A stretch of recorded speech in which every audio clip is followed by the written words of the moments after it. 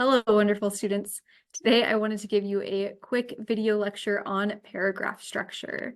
So paragraph structure is one of those foundational skills that we are looking at with this first major assignment. So with the paragraph structure, there's an expected structure that a lot of English teachers will look for to ensure that you're including all of the necessary parts. So one of the very first things that we look for in a paragraph structure is that you are establishing your claim from the very first sentence.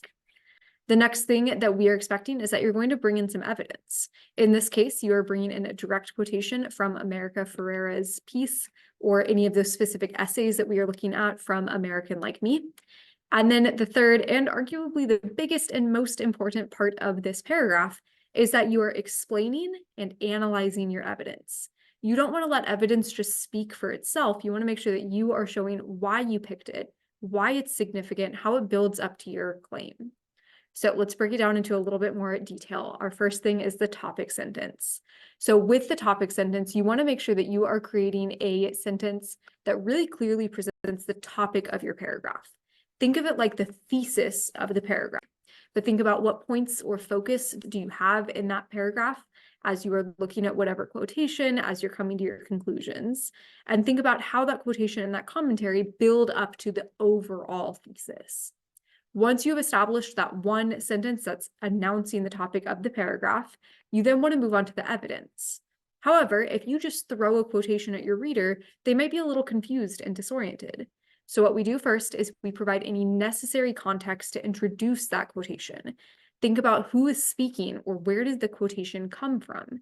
That could be a signal phrase. It's really as simple as saying America Ferrera writes, or you could write a whole sentence about it and then bring in the evidence. But remember that you're bringing in that evidence with an MLA in-text citation. So author's last name and then the page number. This goes back to the quotation sandwich document that we are looking at this week. So thinking about how can you integrate that quotation and still give that in-text citation. So once you have your topic sentence and then you have included your actual evidence, again, the biggest portion of the paragraph is going to be your analysis. You want to make sure that it is thoughtful and that it is thorough. So think about that specific quotation. You're not thinking about the entire essay in general, but that one line that you have selected. Why? Why is it important? How does it build up your overall claim?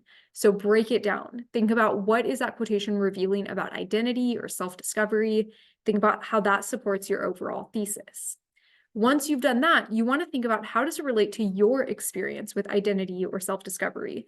Think about that connection and why it might be significant. These two pieces can potentially kind of be woven together as long as you are doing both. That is okay. Try to remove any instances of this quotation shows or on page 274. We can think of those things kind of like training wheels when you're first learning to ride a bike. They're there to kind of help us get started. But once we have become skilled writers, we take those things away and our sentence still flows. Instead of saying on page 274, you just include that in the in-text citation at the end of the quotation.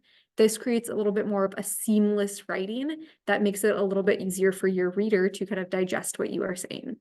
So this week you are practicing this paragraph structure with a draft of your paragraph. If you have any questions, let me know.